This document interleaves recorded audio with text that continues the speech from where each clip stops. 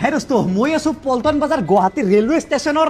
সেইকেইটা পদৰ ভিতৰত বহি ইয়াত আপোনালোকে ৰাতি শুব পাৰে ইয়াত চাওক এইফালে পদ আছে এইফালে পদ আছে কাৰোবাৰ ধৰক ট্ৰেইন লেট আছে কিবা আছে তো মই সুবিধাবিলাক দেখাই আছো পদৰ ভিতৰত কি আছে তলত এটা আছে কাষত এটা আছে এনেকুৱা আছে ইয়াত আপোনালোকে চাৰ্জিঙত দিয়াৰ পৰা মুড লাইট অন অফ আছে তাৰপিছত আপোনালোকে ইউএছবিৰ পৰা টিভি আছে তাৰপিছত এইফালে লকাৰ আছে এচি আছে মানে ইণ্ডিয়ান ৰেলৱে এইটো বনাইছে যাতে মানুহৰ সুবিধা হয় আৰু ইয়াত মানে টোটেল 52 জন মানুহ থাকিব পৰা এনেকুৱাকৈ পদ বনাইছে আৰু সিংগল বেডো আছে ডাবল বেডো আছে যেনেকৈ এইটো হৈছে ডাবল বেড এটা তাৰপিছত এইফালে বাথৰুমৰ ব্যৱস্থাও আছে বাথৰুম লেট্ৰিন ধুনীয়াকৈ ব্যৱস্থা আছে আৰু লগতে কমন বাথৰুমৰো ব্যৱস্থা আছে দেখাই দিছোঁ আগত কেইটামান আছে য'ত মানে এনেকুৱা এটাচ বাথৰুম লেট্ৰিন নাই য'ত কমন বাথৰুম লেট্ৰিন আছে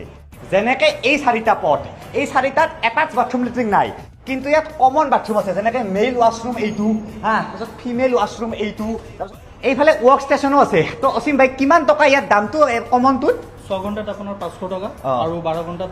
800 টকা একদমেই কম যিহেতু আমাৰ ৰেলৱেৰ ফালৰ পৰা হয় তো ক'ৰবাত 2500-3000 টকাত ৰুম বিচাৰি থাকে মানুহে ইয়াতে কিন্তু ৰেলৱে ষ্টেচনটো মই দেখাই দিছোঁ ক'ত বনাইছে এইটো বাহিৰৰ পৰা লিখা আছে শ্লিপিং পট এইফালে চাওক জুচৰ দোকান কিবা দোকান উইণ্ডাৰ ফটো মাৰা আছে এইফালে ৰেষ্টুৰেণ্টো আছে তো ৰেষ্টুৰেণ্টতো আপুনি পুৰা খাব পাৰে ইয়াতে আৰু বাহিৰত যদি আহোঁ এইটোৱে হৈছে গৃহম ট্ৰানজিট আৰু সেইটো গুৱাহাটী ৰেলৱে ষ্টেচন মানে তাৰ পৰা অলপ এইফালে আহি পিনে ধুনীয়াকৈ আপুনি থাকক ফ্ৰেছ ট্ৰেছ হৈ পিনে মেইনলি মই দেখিছোঁ গুৱাহাটীত মানুহ আহে এটা কামৰ কাৰণে ট্ৰেইনখন ধৰক আহে ৰাতিপুৱা ইভিনিঙলৈকে ক'ত থাকে এতিয়া টাইম হোটেল ল'ব নাই তো বহুত ভাল কাম কৰিছে থেংক ইউ ৰেলৱে মানে সেই ইণ্ডিয়ান ৰেলৱে যে গুৱাহাটীত এই ব্যৱস্থাটো কৰাৰ কাৰণে এইটো মুম্বাইত আৰু বোলে ক'ৰবাত প্ৰয়াগৰাজত না ক'ত আছে 3 নম্বৰটোৱে গুৱাহাটীত তো গুৱাহাটীক বহুত বেছি সুবিধা দিছে